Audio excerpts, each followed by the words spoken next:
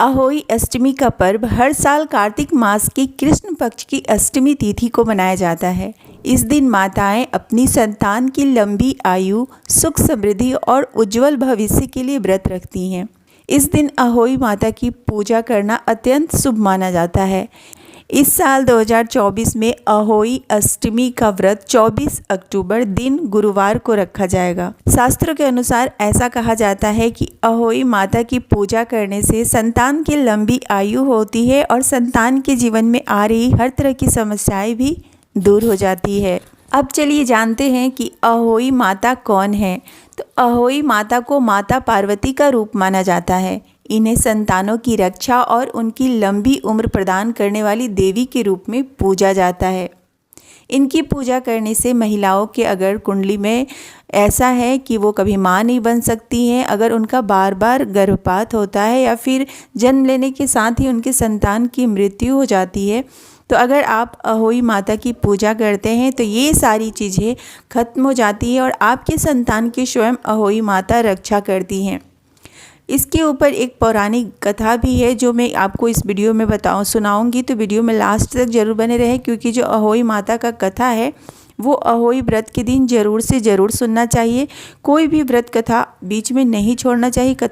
किसी भी व्रत को पूरा ज़रूर से ज़रूर सुनना चाहिए। अब चलिए जानते हैं अहोई अष्टमी का व्रत और पूजा विधि कैसे करना चाहिए। अहोई अष्टमी के दिन हर महिलाओं को सुबह स्नान करने के बाद व्रत का संकल्प लेना चाहिए और इस दिन पूरे दिन आपको अन्न और जल ग्रहण नहीं करना चाहिए। और शाम के समय अहोई माता की पूजा की जाती है। पूजा में जल से भरे एक कलश की स्थापना की जाती है। अहोई माता की एक तस्वीर रखी जाती है और माता की विधिवत पूजा करने के बाद कथा ज़रूर से ज़रूर सुनना चाहिए।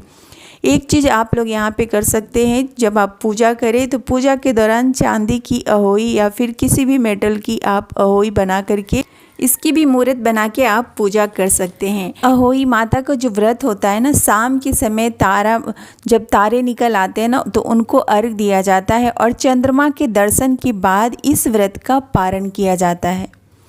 तो इस वीडियो में हम जानें कि अहोई माता का व्रत क्यों किया जाता है, क्या है पूजा विधि और इस साल 2024 में अहोई अष्टमी का व्रत कब रखा जाएगा। अब चलिए जानते हैं कि अहोई माता के व्रत की कथा क्या है। तो कथा ज़रूर से ज़रूर सुनिएगा और प्रेम से बोलिए अहोई माता की जय। हे अहोई माता, सबके संतान को लंबी से लंबी आयु दीजिएगा। पीछे मेरे भी संतान को लंबी से लंबी आयु दीजिएगा। एक साहूकार था जिसके 7 बेटे और 7 बहुएं थी। इस साहूकार की एक बेटी भी थी जो दीपावली में ससुराल से मायके आई थी।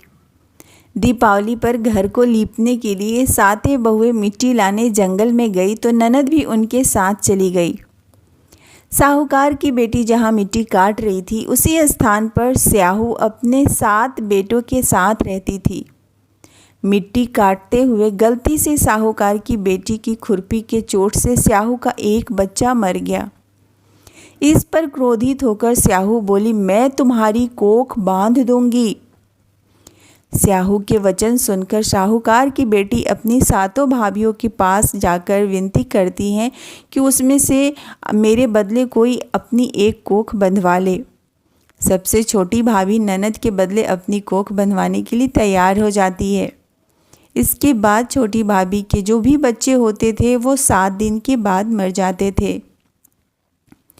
7 पुत्रों की इस प्रकार मृत्यु होने के बाद उसने पंडित को बुलवाकर इसका कारण पूछा। पंडित ने सुरही गाय की सेवा करने की सलाह दी। सुरही सेवा से प्रसन्न होती है और उसे स्याहू के पास ले जाती है। रास्ते में थक जाने पर दोनों आराम करने लगते हैं। अचानक साहूकार की छोटी बहू की नज़र एक तरफ पड़ती है। वो देखती है कि एक सांप गरुड़ पंखनी के बच्चे को डसने जा रहा है और वो सांप को मार देती है।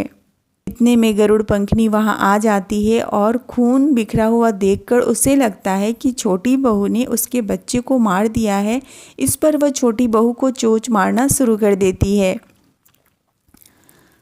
छोटी बहू इस पर कहती है, अरे मैंने तो तुम्हारे बच्चों की जान बचाई है। गरुड़ पंखनी इस पर खुश होती है और सुरही सहित उन्हें स्याहू के पास पहुंचा देती है। वहां स्याहू छोटी बहू की सेवा से प्रसन्न होकर उसे 7 पुत्र और 7 बहू होने का आशीर्वाद देती है। स्याहू के आशीर्वाद से छोटी बहू का घर पुत्र और पुत्र वधुओं से हरा भरा हो जाता है। अहोई व्रत का मतलब होता है कि अनहोनी को होनी बनाना और किसी भी अनहोनी से बचाना।